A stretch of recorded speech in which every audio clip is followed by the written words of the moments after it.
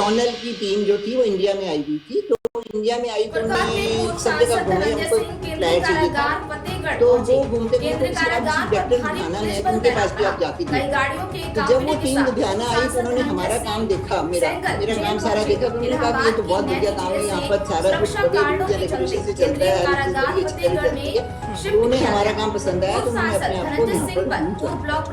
लेकिन रजनी जी एक बात बताएं, क्योंकि आपके हस्बैंड का तो अपना काम था, वो भी एक बिजनेसमैन थे, ऐसा कब हुआ कि आपका बिजनेस फैमिली बिजनेस बन गया? क्योंकि अब तो बेटी संभाल में 13 मार्च को समाजवादी पार्टी का महान दल की सफल बनाने के लिए कार्यकर्ताओं ने पूरी ताकत लगा दी है। टेररिज्म काफी हो गया था एंड हमारा जो बिजनेस था, हमारा बिजनेस मेन था आर्डर एंड फाइनेंस पहुंचने की मेन, हमारा बहुत पुराना बिजनेस था, बहुत पुराने और बड़े हाई स्टेज पार्टी पर ऐसा लगता था कि जैसे फार्मर्स वगैरह से में थोड़ी प्रॉब्लम आनी शुरू हुई। देन 90s में थोड़ी देर के बाद मेरी हस्बैंड ने आके दे वांटेड टू जॉइन हमारा वो काम हमने बंद करना सोचा बिकॉज उसमें हमें जो फार्मर्स वगैरह के डील करते थे। समाजवादी पार्टी के राष्ट्रीय अध्यक्ष माननीय अखिलेश यादव जी बहुत ज्यादा होते थे। 13 तारीख को कासगंज में आ रहे हैं, किसान महापंचायत। मैं एटा भी आया हूँ, कासगंज में आया हूँ, और जिस तरीके की तैयारियाँ मैंने देखी हैं, लाखों की किसान और पार्टी के नेता कार्यकर्ता, लाखों लोग आ रहे हैं यहाँ, और यह ऐतिहासिक रैली होगी। इस ऐतिहासिक रैली से सीधा संदेश है, और जिस हिसाब से लोग, जिस तरीके से लोग उत्साहित है माननीय अखिलेश यादव जी को सुनने के लिए, माननीय अखिलेश यादव जी को देखने के लिए, उससे लगता है ये कासगंज की ऐतिहासिक रैली होगी। एक बार दूसरा और हमारे सहयोगी महान दल के भी लोग लगे हुए हैं। ये ऐतिहासिक रैली के साथ साथ में ये उत्तर प्रदेश के चीफ मिनिस्टर को बदलने की भी जनता मन बना के आ रही है, और माननीय अखिलेश यादव जी में आस्था और भरोसा रखने वाले लोग, और माननीय अखिलेश यादव जी को सुनने के लिए आज किसान परेशान है, नौजवान परेशान है, बेरोजगार परेशान है, पिछड़े परेशान है, दलित परेशान है, अगड़े परेशान है, सब लोग, व्यापारी परेशान है, सभी वर्ग परेशान है। जिन्होंने बीजेपी सरकार को बनाया था वो भी परेशान है, अब सब हटाना चाहते हैं। और इस ऐतिहासिक रैली से आप देखना, ये ऐतिहासिक रैली सीधा संदेश देगी। उत्तर प्रदेश में माननीय अखिलेश यादव जी के नेतृत्व में परिवर्तन का बिगुल बज चुका है, और माननीय अखिलेश यादव जी लगातार उत्तर प्रदेश में दौरे कर रहे हैं।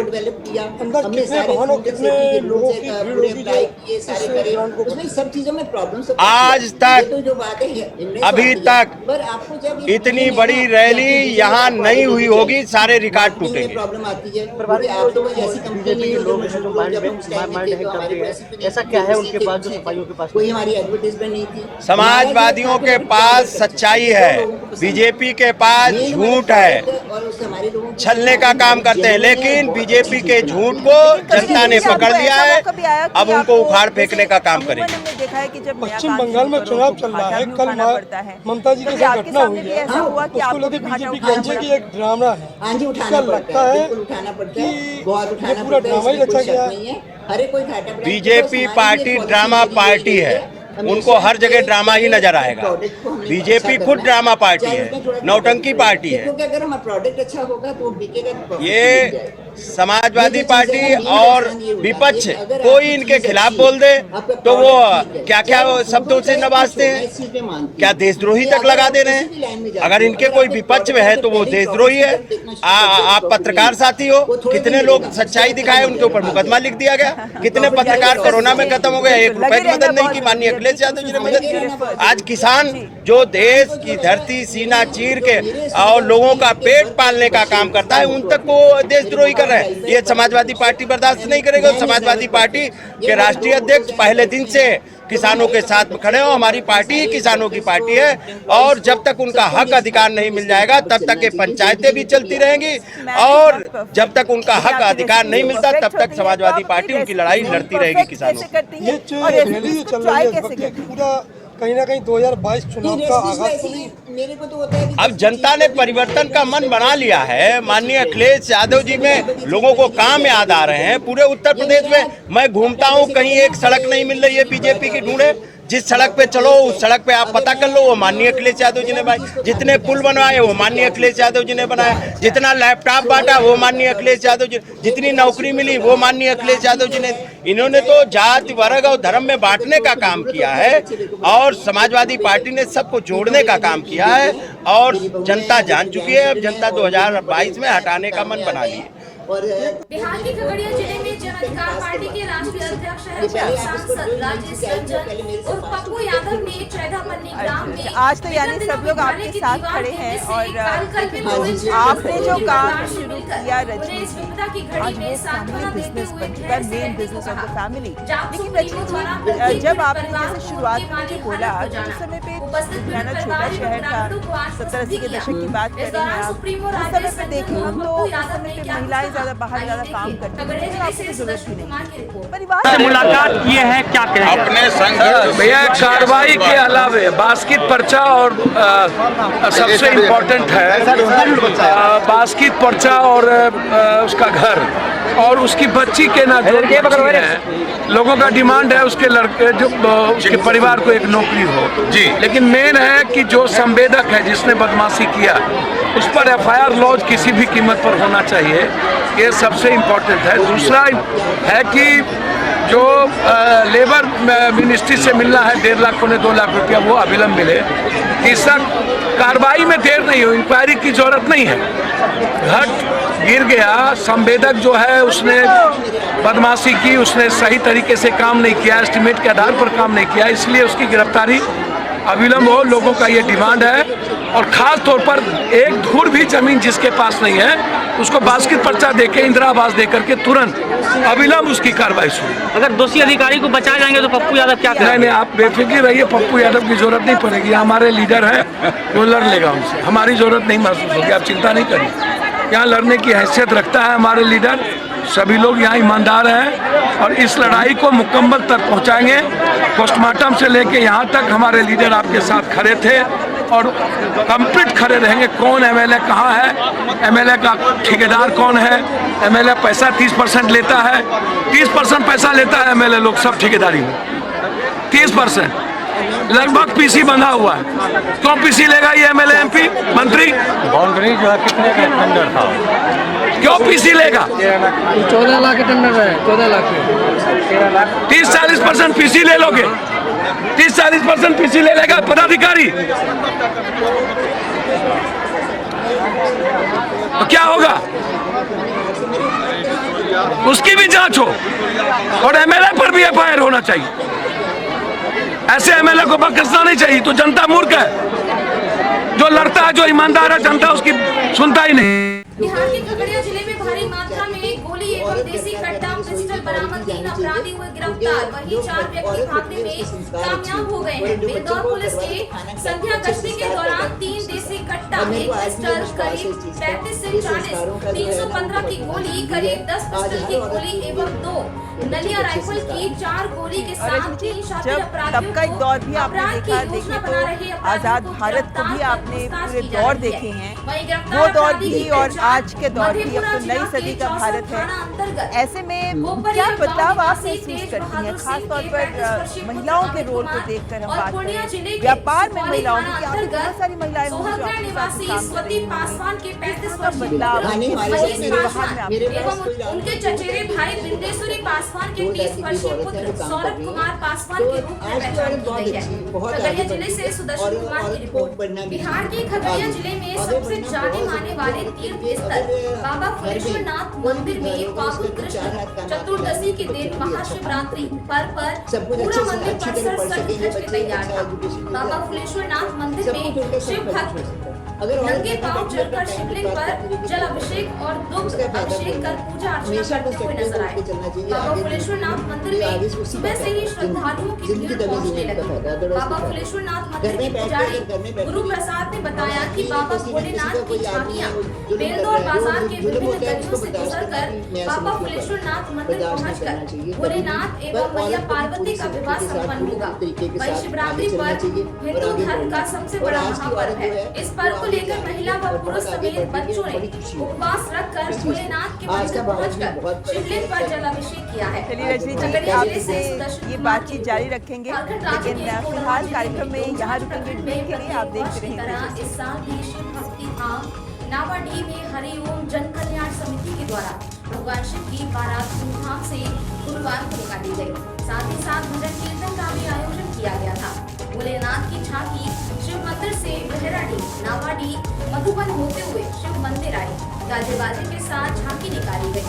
इस झांकी में पशु पक्षी, भूत प्रेत के प्रतीकात्मक रूप सहित विभिन्न देवताओं की झांकियां सहित काफी संख्या में श्रद्धालु भी मौजूद रहे।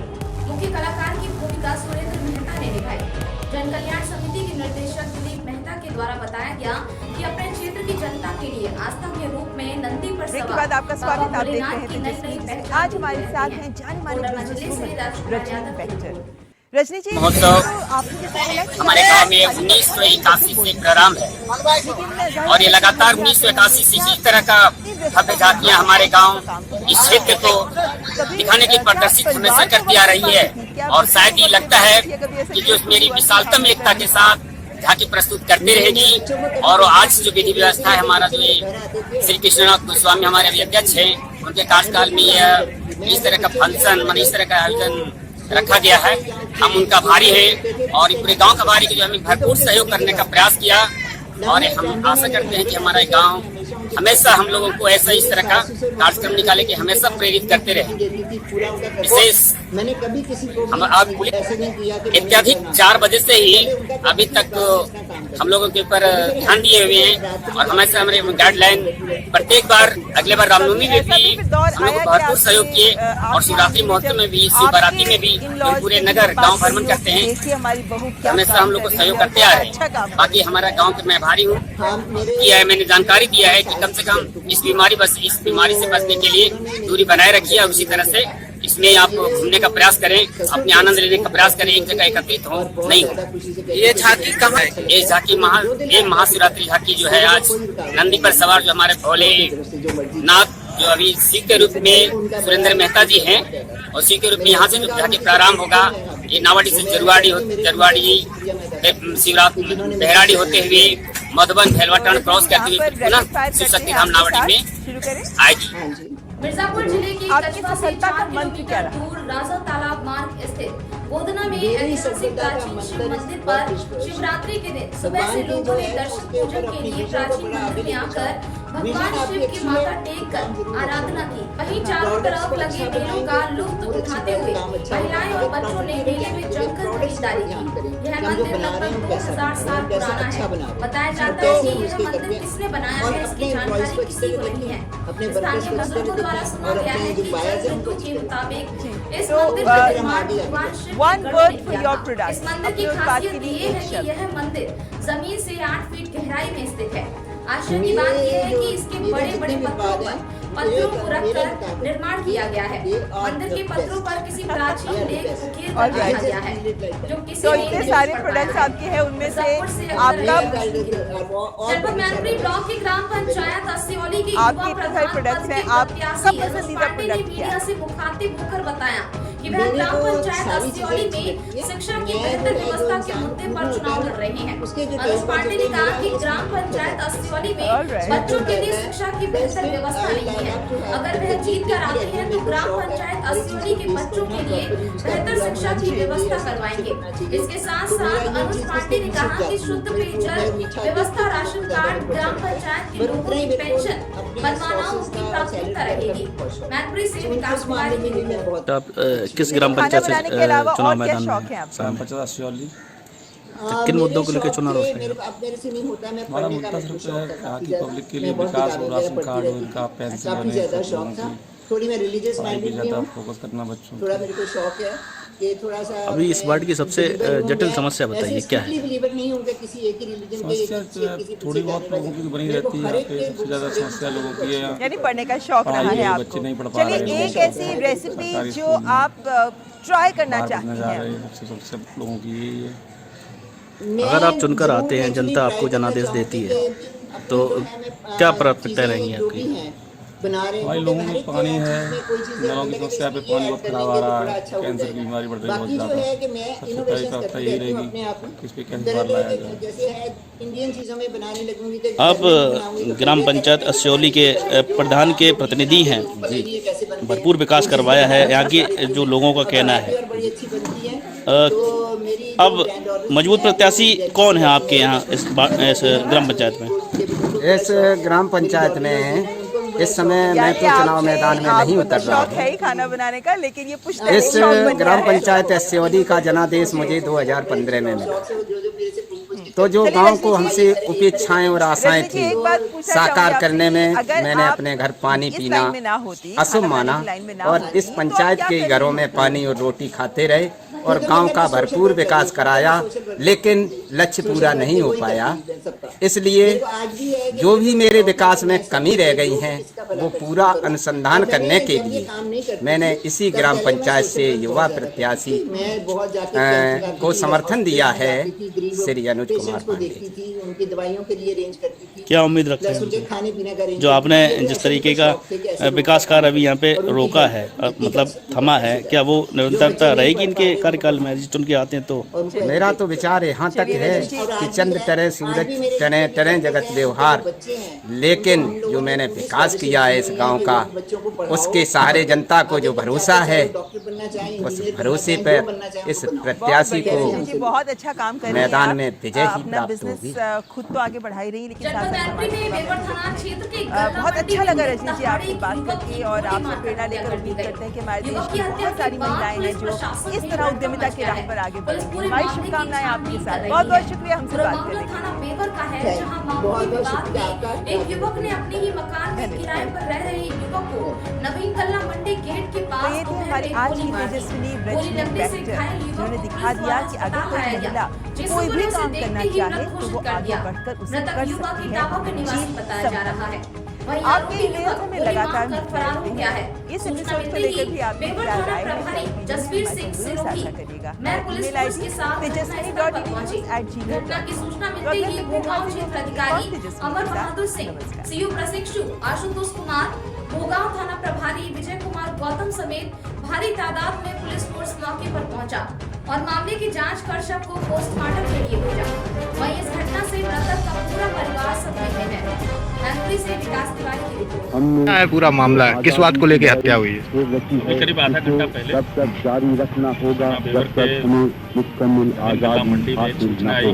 एक आदमी को गोली मार दी गई। इस सूचना पे तत्काल बेवर पुलिस पहुंची, मैं भी पहुंच गया।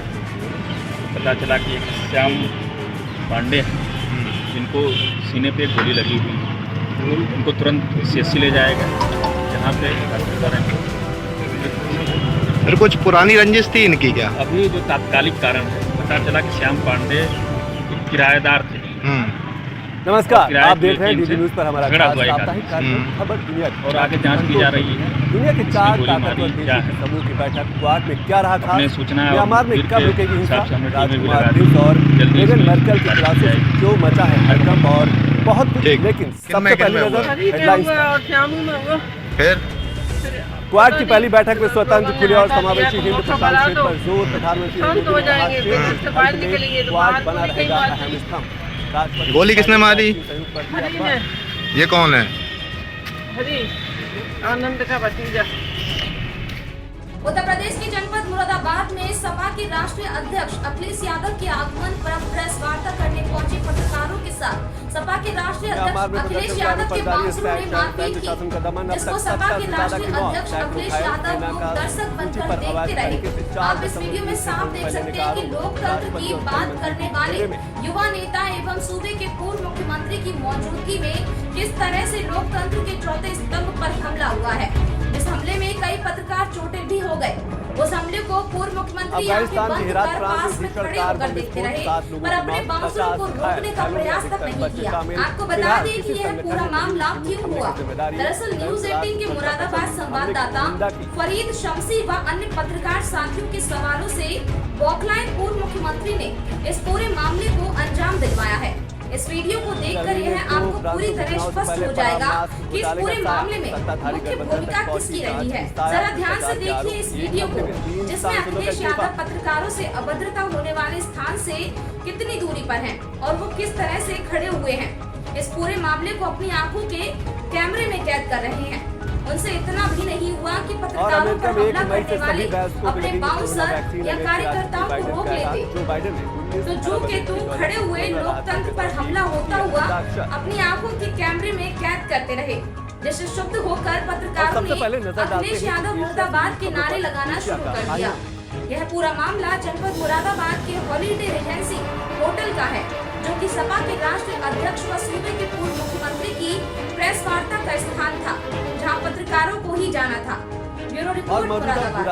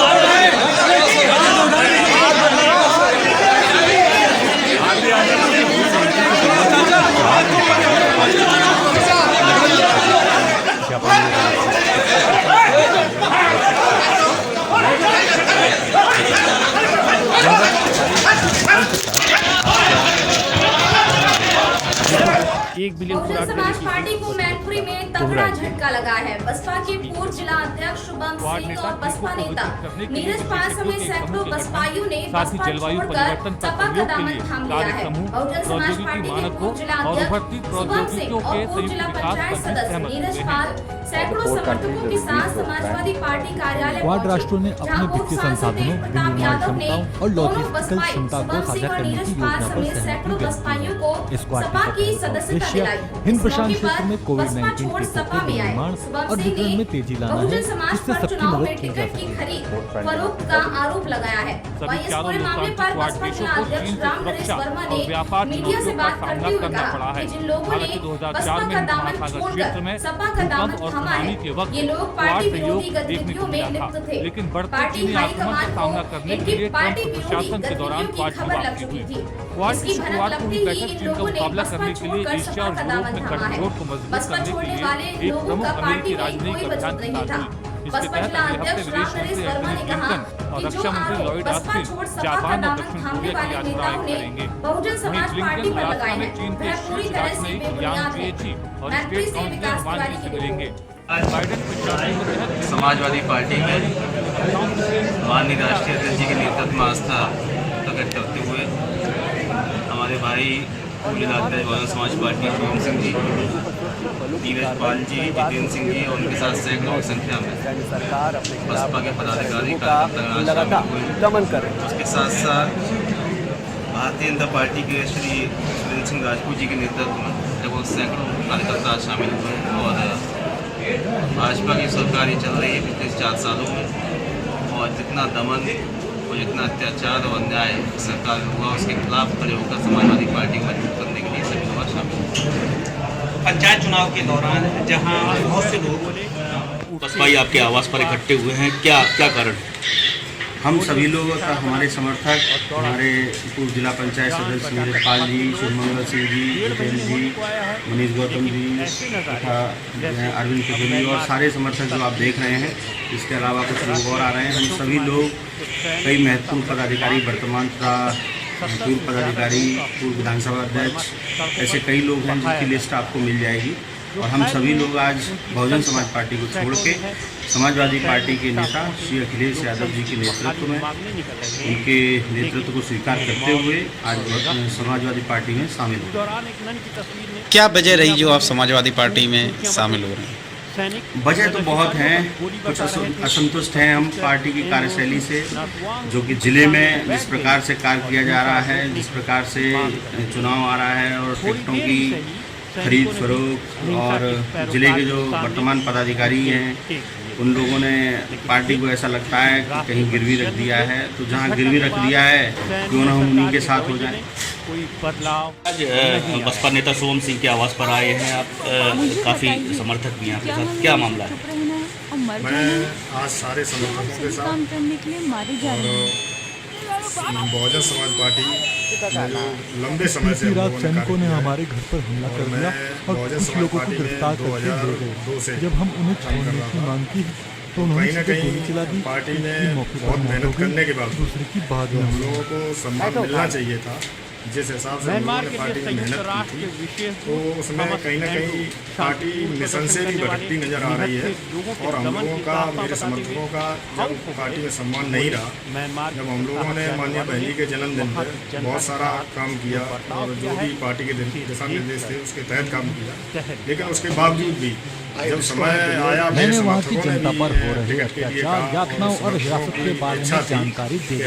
हम मानवता के खिलाफ लेकिन पार्टी में जब हम लोगों ने बात की तो वही मनी माइंडेड लोगों ने पार्टी में कहा कि आपने जो भी काम किया है लेकिन पार्टी आपको पैसे से ही टिकट देगी। तो इस चीज़ को हम लोग संतुष्ट न होते हुए और आज माननीय अध्यक्ष जी और सारे लोग आज इसीलिए एकत्रित हुए और समाजवादी पार्टी में आज शामिल होंगे और माननीय तेज प्रताप जी, बिंदु यादव जी, ब्लॉक प्रमुख, सारे विधायक हम चुनाव में हुई धांधली की जांच कर रहे हैं। पार्टी के लोग बाद चुनाव कराया राष्ट्रीय अध्यक्ष जी का जीतने वाली पार्टी को सबका हम लोगों ने जताई है। उनका निर्देश है कि उनके उपस्थिति में हम लोग सभी लोग अध्यक्ष जी, आज बसपा के पूर्व जिलाध्यक्ष शुभम सिंह और पूर्व जिला पंचायत सदस्य नीरज पाल ने बसपा छोड़कर सपा का दामन थामा है, क्या कहना चाहेंगे इसमें? देखिए, ये लोग लंबे समय से पार्टी विरोधी गतिविधियों में संलिप्त थे, जो बीएसपी में दलाली करके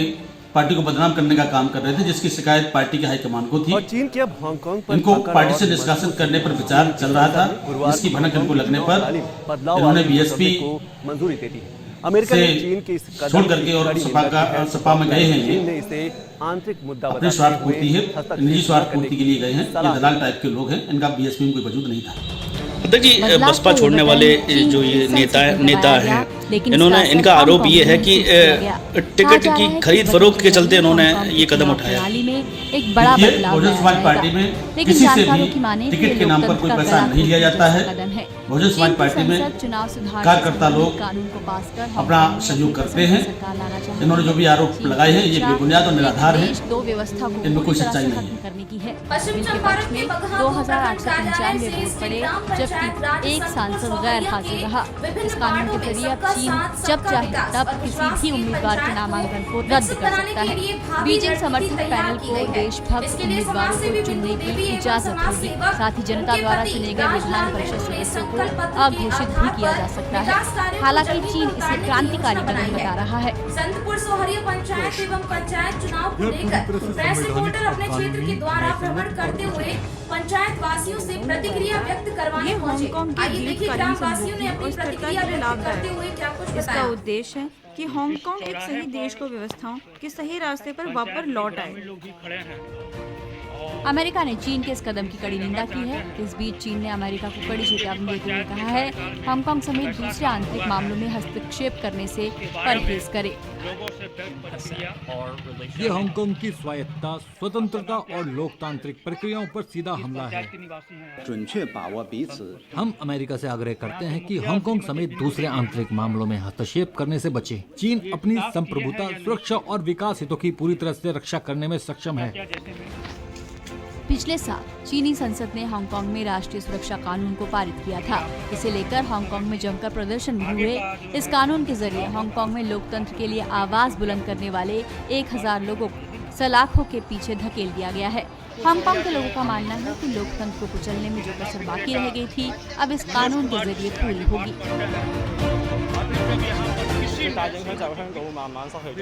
जब केंद्र सरकार इसे लागू करेगा तो इसका मतलब है कि लोकतांत्रिक खेमे की छुट्टी अब विभिन्न मुद्दों पर बहस नहीं होगी, एक तरफा फैसला होगा। हांगकांग मुख्य भूमि पर किसी भी अन्य चीनी शहर की तरह एक साधारण शहर बन जाएगा। साल 1997 में ब्रिटेन ने चीन को इस शर्त के साथ हांगकांग सौंपा था कि वह इसकी स्वायत्तता और नागरिक अधिकारों को बनाए रखेगा। लेकिन पूरी दुनिया देख रही है कि चीन सत्ता हस्तांतरण के वक्त किए गए वादों को किस तरह निभा रहा है। Bureau report, DD news. और गृह युद्ध से जूझ है अफगानिस्तान के पश्चिमी हेरात प्रांत में एक कार बम धमाके में कम से कम 7 लोगों की मौत हुई, जबकि 50 अन्य घायल हुए हैं। इस विस्फोट में 14 घर भी क्षतिग्रस्त हो गए। घायलों में ज्यादातर बच्चे बताए जा रहे हैं। धमाके की अब तक किसी संगठन ने जिम्मेदारी नहीं ली है।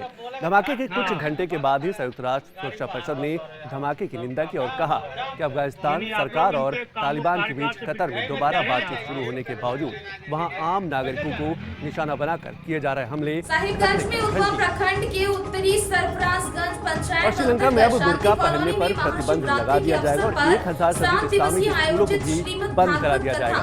सरकार के इस कदम से यहाँ के अल्पसंख्यक मुस्लिम समुदाय पर पब्लिक सिक्योरिटी मंत्री सेक्रा ने एक न्यूज कॉन्फ्रेंस के दौरान ये जानकारी दी। उन्होंने बुधवार को एक पेपर पर हस्ताक्षर भी किया था जिसमें मुस्लिम महिलाओं द्वारा पहने जाने वाले बुर्का पर प्रतिबंध लगाने की मंजूरी दी गई। ये फैसला राष्ट्रीय सुरक्षा के तहत लिया गया है। श्रीलंका के अलावा भी दुनिया के कई सारे देश बुर्के पर प्रतिबंध लगा चुके हैं। कुछ दिन पहले ही स्विट्जरलैंड ने भी जनमत संग्रह कर बुर्के के पहनने पर प्रतिबंध लगाया। घाट से कुंवारी कन्याओं ने कलश में और रुक करते हैं यूरोप से जुड़ी खबरों का। यूरोप इन दिनों शांति कॉलोनी पहुंची, जहां श्रद्धालुओं ने पूजा अर्चना की। साहिबगंज से अरविंद कुमार की रिपोर्ट। राजस्थान के श्रीगंगानगर जिले में मुख्यमंत्री अशोक गहलोत ने दांडी मार्च की 91वीं वर्षगांठ और जर्मनी में चुनाव के गरमाते माहौल के बीच मास्क घोटाले के बीच क्लासेस की चांसलर मुख्यमंत्री अशोक गहलोत जी ने दांडी मार्च की 91वीं वर्षगांठ के अवसर पर जयपुर में प्रतीकात्मक दांडी मार्च को हरी झंडी दिखाकर रवाना किया और खादी ग्राम उद्योग भवन बजाज नगर से गांधी सर्कल तक मार्च में शामिल हुए। श्रीगंगानगर जिले से पुष्पा भाटी की रिपोर्ट। विवाद चल रहा है, अपनाना पड़ रहा है। गिरावट आई है। आज व्यक्ति पहुंच जाना गांधी जी की तरह घड़ी देख वैसे तो ब्रिटिश राजघराना लगातार चर्चाओं में रहता है, लेकिन इस बार जो हो रहा है वो शाही अभी तो शुरुआत महारानी उनकी पत्नी मेगन मार्कल शाही परिवार पर गंभीर आरोप इंटरव्यू में बकिंघम पैलेस पर करने का आरोप लगाया और पूरे साल चले प्रोग्राम बहुत बड़े हैं। तकलीफ ये होगी कि इस प्रकार की सरकार का व्यवहार बताया बड़े जम्मू कश्मीर के सामने बहुत निशान को मिटा देने के लिए आज कोई संस्थाएं जो है जुडिशरी हो मीडिया हो दुनिया को मानवाधिकार और लोकतंत्र का पाठ पढ़ाने वाले देश के राजशाही 22 साल की बच्ची को पकड़ के ले जाया गया खुद ब्रिटेन के राजशाही परिवार का हिस्सा जो पत्रकार राजकुमार हैरी की पत्नी Markle celebrity talk show host Oprah Winfrey को दिए गए इंटरव्यू में उन्होंने राजशाही परिवार से जुड़ी कई कहानियां सुनाई। वो देख हुई जैसे आरोप न सिर्फ बल्कि चिंताजनक है। परिवार को उनके बेटे जब से सरकार आई है परेशानी यहाँ तक कि इसको लेकर ये उम्मीद की जाती है कि सरकार बनने के पहले जो विचारधारा है किसी का नाम लेने से उस पार्टी विचारधारा जब रहेगी। आर्ची का जन्म हुआ था तो कभी भी दोनों ने घोषणा की किसी ने कल्पना की थी कि सरकार बनने के बाद में हालांकि अब संविधान ये इनका फैसला नहीं था। हमारे राज्यपाल महोदय आजकल संविधान आरोपों को खारिज कर दिया है। आपको सुरक्षा नहीं दी जाएगी, इसे उपाधि नहीं दी जाएगी, जैसे मुद्दों पर चर्चा होती थी। जब वो पैदा हुआ था तो उसका रंग कितना गहरा हो सकता है, इसे लेकर भी चिंताएं थीं। हमारा कर्तव्य क्या है? नहीं, हमारा परिवार कतई नस्लवादी नहीं है। मैंने अपने भाई से अभी बात नहीं की, लेकिन करूंगा। मेगन की कहानियों में गिले शिकवे के साथ गुस्सा है, दर्द है और निराशा में। उन्होंने बताया कि राजशाही परिवार से जुड़ने के बाद वो कैसे अकेली रह गई। शाही परिवार के नाम पर आजादी कुर्बान कर दी गई। एक वक्त ऐसा भी आया जब वो जीना नहीं चाहती थी और उन्हें सुसाइड के ख्याल भी आए। इस दौरान उन्होंने प्रिंस विलियम की पत्नी केट मिडलटन को रुलाने के किस्से पर भी अपना पक्ष रखा और महारानी एलिजाबेथ के अच्छे व्यवहार की तारीफ। ये आपके माध्यम से पूरे देश का मान सम्मान। शादी से कुछ दिन पहले केट काफी दुखी थी, ये बात सच है, लेकिन केट ने मुझे फ्लावर गर्ल्स की ड्रेस को लेकर रुलाया था और बाद में इसके लिए उन्होंने माफी भी मांगी थी। वहीं हैरी ने अपने पिता प्रिंस चार्ल्स और भाई विलियम को महल में फंसा हुआ बताया और कहा कि वे लोग बाहर नहीं निकल सकते जिस संस्था में वे पैदा हुए। शाही निवास बकिंगम पैलेस ने इन मुद्दों को चिंताजनक बताया। महारानी की ओर से जारी बयान में कहा गया है कि दोनों के उठाए मसले, खासकर नस्ल भेद से जुड़े मसले, चिंताजनक है। हो सकता है कि लोगों को कुछ चीजें अलग तरीके से याद हों, लेकिन उन्हें बहुत गंभीरता से लिया गया है और शाही परिवार में इस पर निजी रूप से बात की जाएगी। गौरतलब है कि मेगन अफ्रीकी अमेरिकी अभिनेत्री लेखक रही हैं और उन्होंने 2018 में ब्रिटिश शाही परिवार के राजकुमार से 2018 में शादी की, लेकिन जल्द ही शाही परिवार से खुद को अलग करने का ऐलान कर दिया। अब हैरी और मेगन अमेरिका में रह रहे हैं। इससे पहले प्रिंस हैरी की मां लेडी डायना भी 1997 में दुखद परिस्थितियों में सड़क हादसे का शिकार होने से पहले दुनिया को बता चुकी थी कि ब्रिटिश राज परिवार की बहू बनने के बाद किन परिस्थितियों में रहना पड़ा और कैसे भीषण मानसिक तनाव से गुजरना पड़ा। ताज़ा इंटरव्यू में प्रिंस हैरी और मेगन के खुलासों ने साफ कर दिया है कि करीब 4 दशक गुजरने, एक समूची पीढ़ी के बदल जाने के बावजूद राज परिवार के अंदर के माहौल में कोई खास सकारात्मक बदलाव नहीं आया है। जब गांधी का नाम सुनो, और अब नजर डालते हैं अमेरिका की खबरों पर। अमेरिका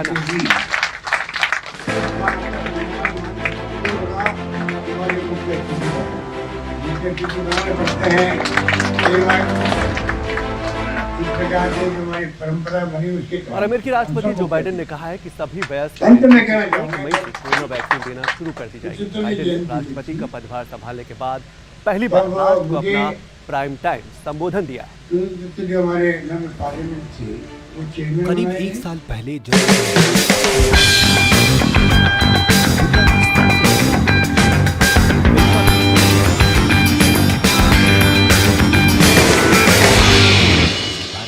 जानकारी नहीं थी। उन्नत तकनीक